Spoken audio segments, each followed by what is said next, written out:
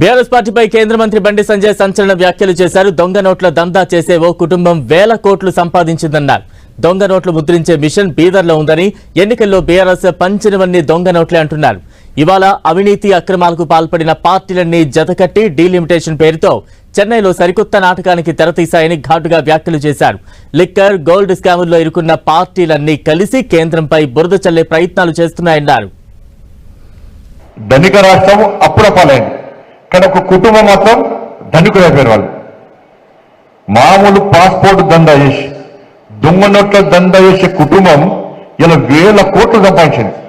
అక్కడ బీదర్లా, మీ అందరికీ ఇన్నో చెప్పిన విషయం చెప్తారు.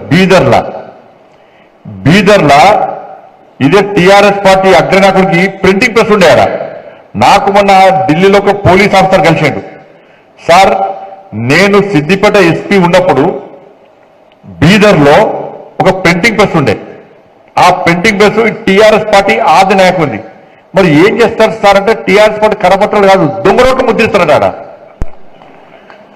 దొంగ నోట్లు ముద్రించే ప్రింటింగ్ ప్రెస్ బీదర్లో ఉన్నది. నేను ఆ ప్రింటింగ్ ప్రెస్ సీజ్ చేద్దామని పోయినాను.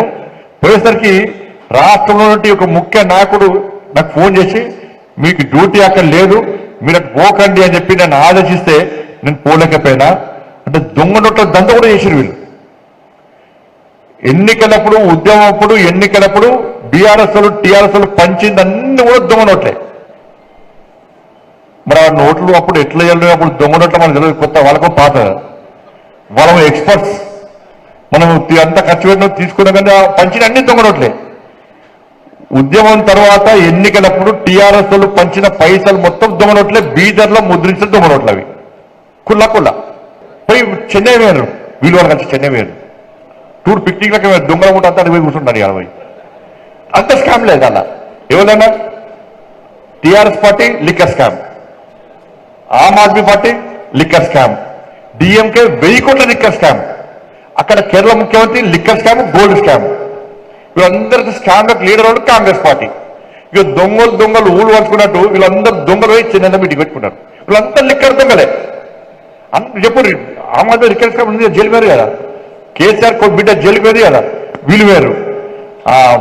డిఎంకే 1000 కోట్ల లిక్కర్ స్కామ్ బయట పడ్డది కదా, కేరళలో లిక్కర్ స్కామ్ బయట పడ్డది కదా.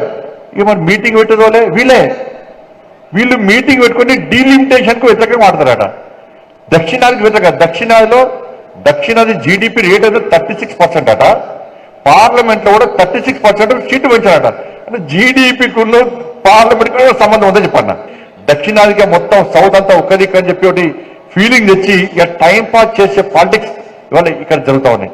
ఇంకొక 3 నెలలైతే జీతాలు ఇచ్చే పరిస్థితి అన్నారు. అందుకే సెంట్రల్ యూనివర్సిటీ జాగాలు అమ్ముతున్నారు. ఇవాళ జాగాలమ్మి తెలంగాణ రాష్ట్రాన్ని సాగుకునే పరిస్థితి వచ్చింది. నేను చెప్తున్నా కదా, మళ్ళా అతి త్వరలో శ్రీలంకలో గిట్నైంది. ఓనుకొని తనుకున్నారు. రాజకీయ నాయకుల లీడర్లే మొత్తం కార్లు గీళ్ళు అంతా సముద్రంలో పడేసిరాడ. ఈడకంటే అవుతుంది. ఈడ కాంగ్రెస్ లో కార్లు, జీవులు అన్ని ఇసుకొని సముద్రానికి ట్యాంక్ మన పడేస్తారు. గ్యారెంటీ చెప్తుంది. కానీ డిఎల్ లేవు, పిఆర్సీ లేరు.